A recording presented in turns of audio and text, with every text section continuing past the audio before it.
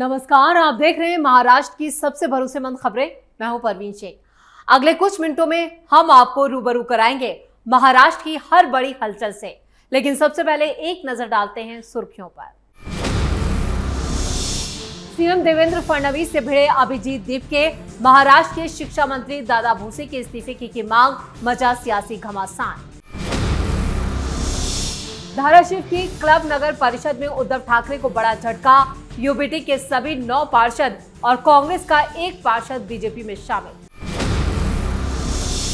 महाराष्ट्र सरकार ने नियमों में किया बड़ा बदलाव, मुख्यमंत्री देवेंद्र फडणवीस को जनहित में मंत्री के फैसले पलटने की मिली ताकत, महाराष्ट्र के बने सुपर सीएम।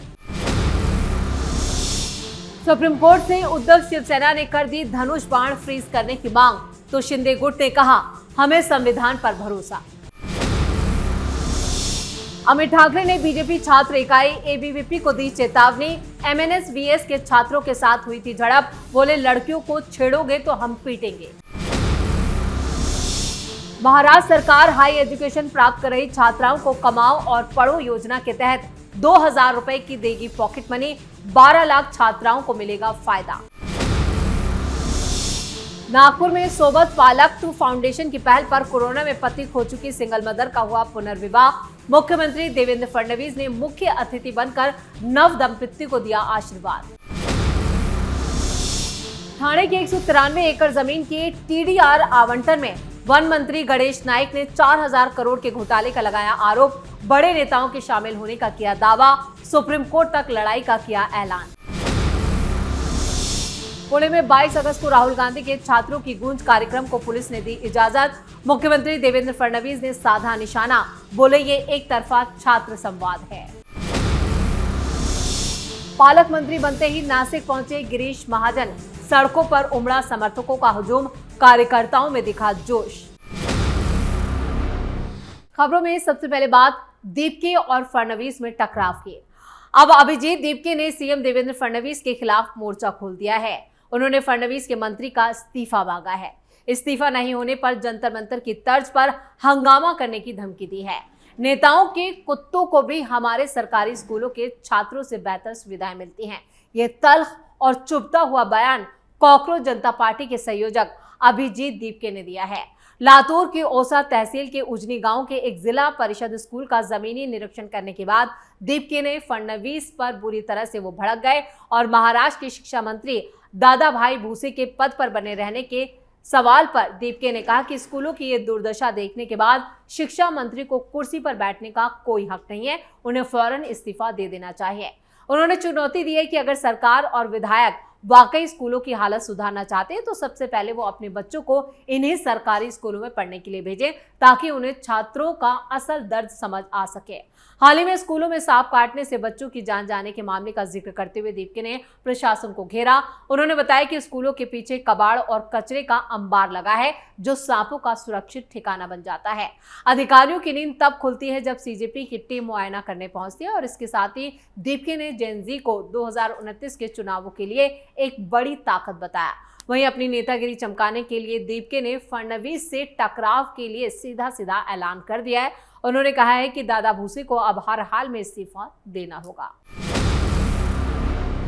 खबरों में अब बात ठाकरे को लगे झटके की। धाराशिव में उद्धव ठाकरे को बड़ा झटका लगा है। क्लब नगर परिषद में यूबीटी के सभी 9 पार्षद बीजेपी में शामिल होने जा रहे हैं। इसके अलावा कांग्रेस का 1 पार्षद भी बीजेपी का दामन थाम रहा है। दिलचस्प बात यह है कि पहले इन 10 पार्षदों के डिप्टी सीएम एकनाथ शिंदे की शिवसेना में शामिल होने की बात सामने आई थी, लेकिन अब बीजेपी बाजी मारती दिख रही है। रिपोर्ट्स के मुताबिक विपक्षी गठबंधन एमवीए के इन 10 पार्षदों का बीजेपी में प्रवेश सोलापुर में प्रदेश अध्यक्ष रविंद्र चौहान की मौजूदगी में होगा।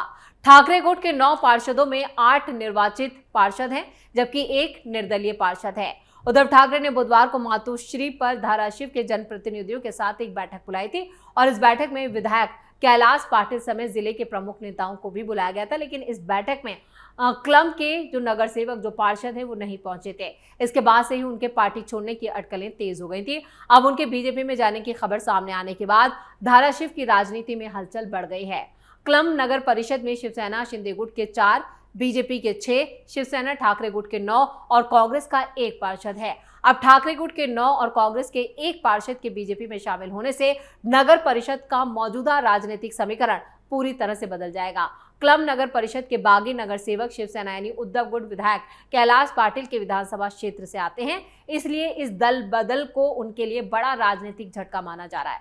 कुछ वक्त पहले ही क्लम के इन पार्षदों ने डिप्टी सीएम एकनाथ शिंदे और पूर्व मंत्री तानाजी सावंत से भी मुलाकात की थी। उस वक्त से ही उनके राजनीतिक रुख को लेकर चर्चाएं शुरू हो गई थी। हालांकि अब ये पार्षद शिंदे गुट में जाने के बजाय बीजेपी में शामिल हो रहे हैं। खबरों में अब बात सुपर सीएम देवेंद्र फडणवीस की। महाराष्ट्र के मुख्यमंत्री देवेंद्र फडणवीस की शक्तियों को लेकर राज्य की राजनीति में नई बहस शुरू हो गई है। 17 अगस्त को जारी किए गए नए कामकाज नियमों के बाद मुख्यमंत्री को जनहित के आधार पर किसी भी मंत्री के फैसले में हस्तक्षेप करने और जरूरत पड़ने पर उसे बदलने या पलटने की साफ साफ अधिकार मिल चुके हैं। इसके बाद फडणवीस को सुपर सीएम कहे जाने की चर्चाएं तेज हो गई हैं। राज्य सरकारों के कामकाज के नियम संविधान के अनुच्छेद 166 के तहत बनाए जाते हैं, जिनमें विभागों और मंत्रियों की जिम्मेदारी तय होती है। पहले महाराष्ट्र में किसी विभाग के फैसले की प्राथमिक जिम्मेदारी उससे जुड़े मंत्री की होती थी और मुख्यमंत्री को उसके फैसले की समीक्षा या उसे पलटने की जो शक्ति है वो नहीं थी। अब इस बदलाव की पृष्ठभूमि 2023 के चंद्रपुर जिला केंद्रीय सहकारी बैंक भर्ती मामले से जुड़ी है। उस वक्त मुख्यमंत्री की भर्ती प्रक्रिया को रोकने के आदेश को बॉम्बे हाईकोर्ट ने रद्द कर दिया था। अदालत ने कहा था कि उस वक्त नियमों में मुख्यमंत्री को मंत्री के फैसले में सीधे हस्तक्षेप करने की स्वतंत्र शक्ति स्पष्ट रूप से नहीं दी गई थी। अब नए नियमों के जरिए ये स्थिति जो है वो बदल गई है। हालांकि इसका मतलब ये नहीं है कि मुख्यमंत्री हर मंत्री के फैसले को अपनी इच्छा से बदल सकेंगे। नए प्रावधान में हस्तक्षेप का आधार जनहित में रखा गया है, यानी मुख्यमंत्री को यह मानना होगा कि उससे जुड़ा फैसला व्यापक सार्वजनिक हित को प्रभावित करता है। उत्तर प्रदेश, गुजरात, असम में भी मुख्यमंत्री सरकार के कामकाज में केंद्रीय भूमिका निभाते हैं। विभागों के बंटवारे, कैबिनेट संचालन और महत्वपूर्ण नीतिगत फैसलों में उनकी बड़ी भूमिका होती है। लेकिन इन राज्यों के नियमों में महाराष्ट्र जैसा स्पष्ट प्रावधान नहीं है, जिसमें मुख्यमंत्री को जनहित के आधार पर किसी मंत्री के फैसले को सीधे पलटने की खास अधिकार दिए गए हों। राजनीतिक तौर पर फडणवीस को सुपर सीएम कहना आकर्षक हो सकता है, लेकिन कानूनी रूप से ये मुख्यमंत्री पद को असाधारण बनाने के बजाय उनके हस्तक्षेप के अधिकार को ज्यादा स्पष्ट करने वाला बदलाव है। यही नया प्रावधान महाराष्ट्र की राजनीति में चर्चा का केंद्र बन गया है। खबरों में आगे का रुख करते हैं।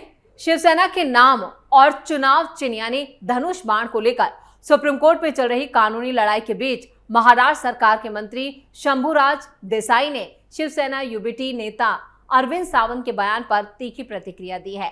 देसाई ने कहा कि सावंत ने कहा कि अगर शिवसेना यूबीटी यानी धनुष बाण का चिन्ह उन्हें नहीं मिलता है तो इसे फ्रीज या सीज कर दिया जाना चाहिए, जिस पर शंभूराज देसाई ने कहा कि इस बयान से महाराष्ट्र की नहीं बल्कि देश भर के शिव सैनिक हैरान हैं। उन्होंने कहा कि धनुष बाण सिर्फ एक चुनाव सिंबल नहीं है, बल्कि शिवसेना संस्थापक बाला साहब ठाकरे की भावनाओं और विचारधारा से जुड़ा एक प्रतीक है। देसाई के मुताबिक बाला साहब ठाकरे इस सिंबल को अपने पूजा स्थल पर भगवान की तरह पूजते थे।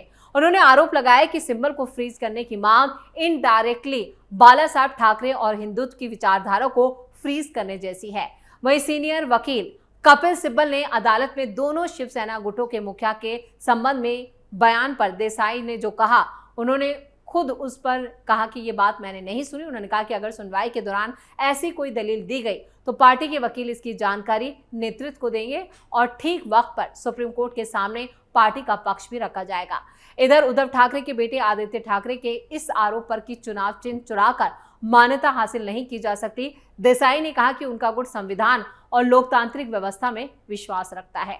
उन्होंने कहा कि चुनाव आयोग ने उनके गुट को शिवसेना का नाम और धनुष बाण चुनाव चिन्ह दिया है। शिवसेना में बंटवारे के बाद से दोनों गुटों के बीच पार्टी के नाम और चुनाव सिंबल को लेकर कानूनी विवाद जारी है।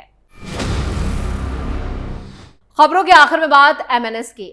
मुंबई के विले पार्ले साठे कॉलेज के बाहर महाराष्ट्र नवनिर्माण विद्यार्थी सेना और बीजेपी की छात्र इकाई अखिल भारतीय विद्यार्थी परिषद के कार्यकर्ताओं के बीच झड़प का मामला सामने आया है।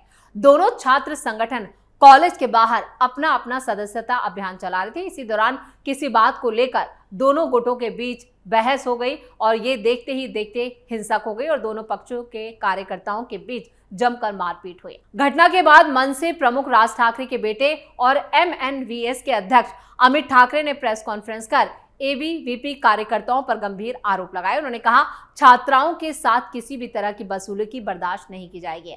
अमित ठाकरे का आरोप है कि बीजेपी की छात्र इकाई यानी ABVP के कुछ कार्यकर्ता छात्राओं का हाथ पकड़कर उन्हें खींच रहे थे, जिसके बाद MNVS कार्यकर्ताओं ने इसका विरोध किया। अमित ठाकरे ने सख्त लहजे में कहा कि अगर कोई छात्र संगठन या उसका कार्यकर्ता कॉलेज परिसर या उसके बाहर छात्राओं के साथ गलत व्यवहार करेगा तो MNVS इसका विरोध करेगी। उन्होंने कहा कि उनकी संगठन से बेवजह उलझने की कोशिश ना की जाए और छात्राओं की सुरक्षा से समझौता बिल्कुल भी मंजूर नहीं किया जाएगा। MNVS अध्यक्ष ने यह भी कहा कि 60वें कॉलेज के बाहर संगठन का सदस्यता अभियान चल रहा था, तभी दूसरे संगठन के कार्यकर्ताओं ने पास में अपना स्टॉल लगा लिया। उनके मुताबिक इसके बाद दोनों पक्षों के बीच तनाव बढ़ गया और मामला झड़प तक पहुंच गया। अमित ठाकरे ने कहा कि हाल के दिनों में राज्य के कई कॉलेजों के दौरे के दौरान छात्राओं से जुड़े कई गंभीर मुद्दे सामने आए हैं, जिनमें पीने के पानी की कमी, गंदे शौचालय, कैंटीन में साफ सफाई की समस्या और छात्राओं की सुरक्षा जैसे मुद्दे शामिल हैं। उन्होंने कहा कि अब इस पर MNS की छात्र इकाई 31 अगस्त के बाद महाराष्ट्र के कॉलेजों में छात्राओं की इन बुनियादी समस्याओं को लेकर अभियान तेज करेगी और इससे जुड़े मुद्दों के समाधान के लिए सक्रिय रूप से काम करेगी। इसी के साथ महाराष्ट्र फाइल्स में इतना ही। वीडियो कैसा लगा कमेंट करके अपनी राय जरूर दें। वीडियो को लाइक करें, शेयर करें और कैपिटल टीवी को सब्सक्राइब जरूर करें। धन्यवाद।